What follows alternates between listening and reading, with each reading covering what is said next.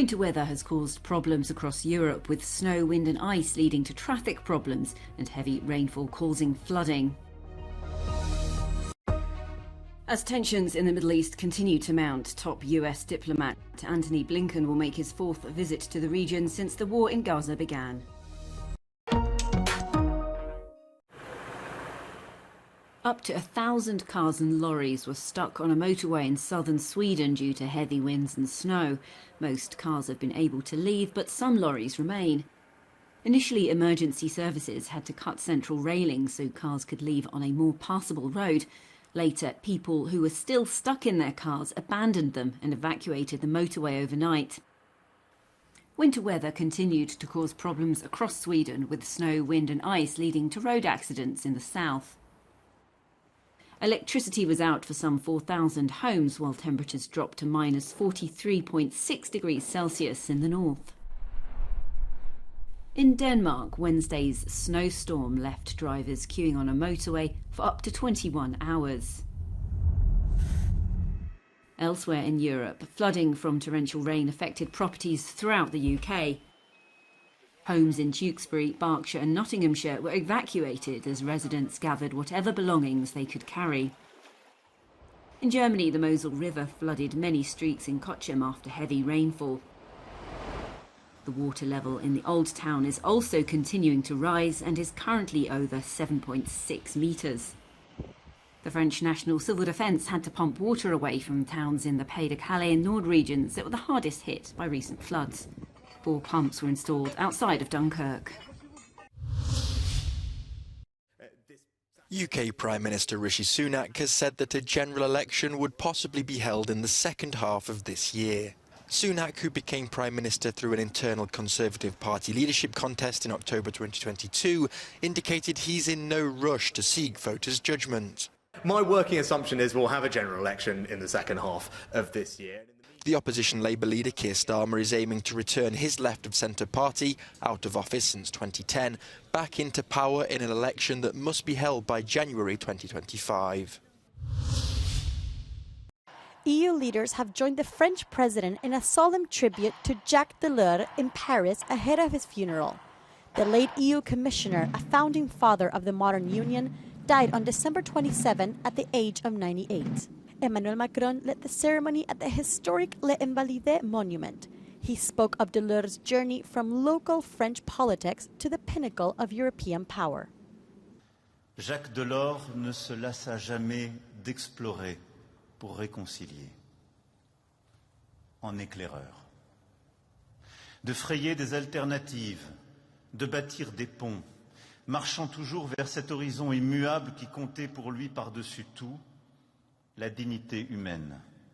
The ode to joy rang out as the bloc's current leaders bid their final farewells to a figure many regarded as a European visionary. Delors was a firm believer in closer EU integration and helped pave the way for transformational developments, including the single market, the EU currency, and the expansion of the Union beyond Western Europe.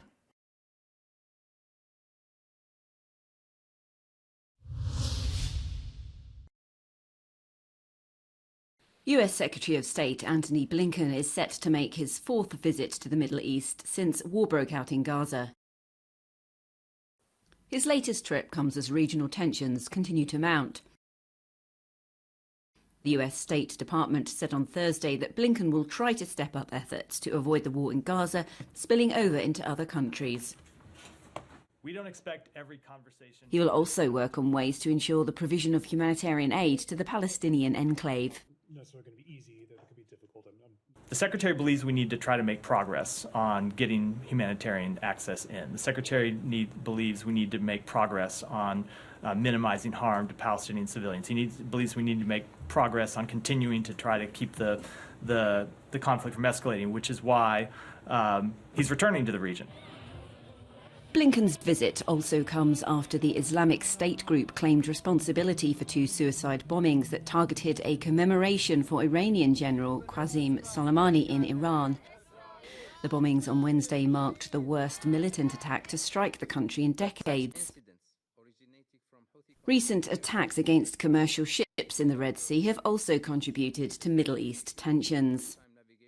The Yemeni Iran-backed Houthi group says it is launching attacks in the crucial shipping lane in solidarity with Gaza. Early on Thursday morning, they launched an unmanned surface drone attack. The US Navy commander in the region said he sees no sign of the assaults abating.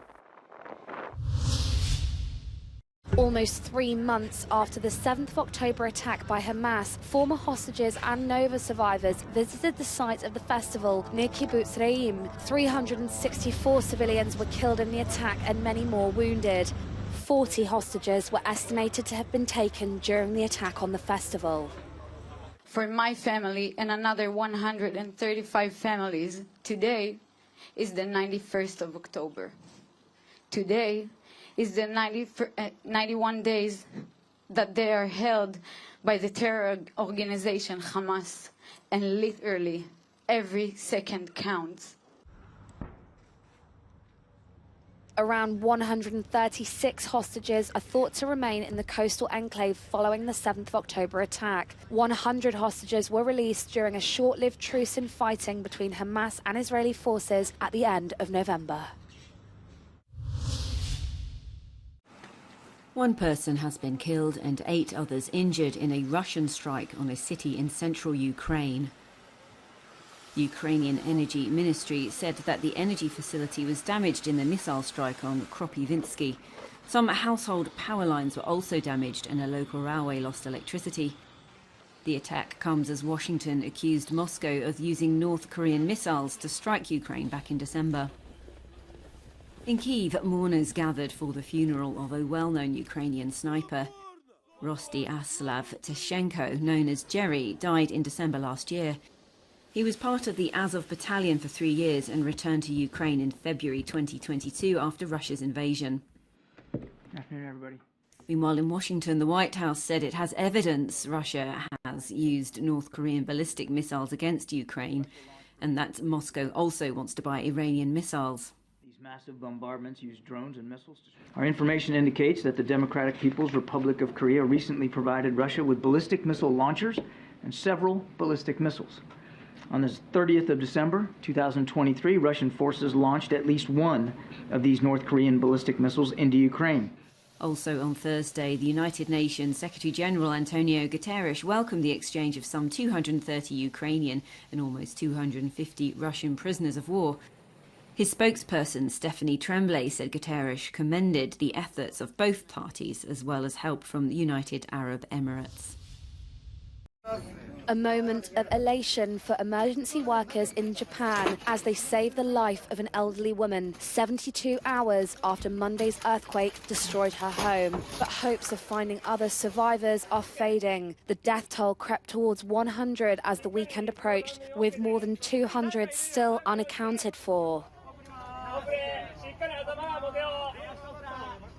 The rescue efforts continue in Wajima and Suzu, the 2 main cities worst affected. The work is delicate and dangerous, with further tremors and even tsunamis still a persistent threat. The misery continues for thousands of people made homeless by the disaster. Officials are planning to fly some to safer areas. Images have emerged showing the devastating and dramatic impact of the quake. This port on Japan's western coast is now permanently transformed, with the sea level several meters lower than before. Former Paralympian champion Oscar Pistorius has been released from prison in South Africa on parole.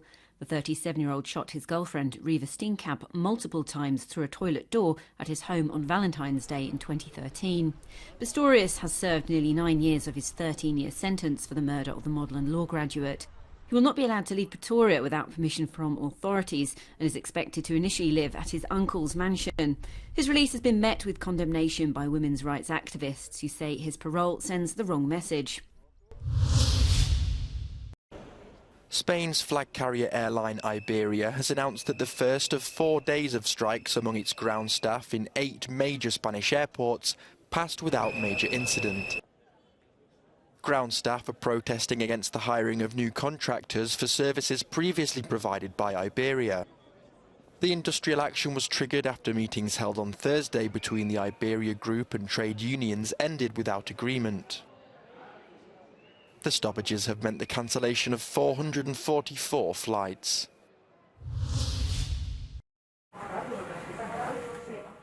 Influenza infections and COVID cases are on the rise in Spain, and in some areas they've shot up 140% in 1 week.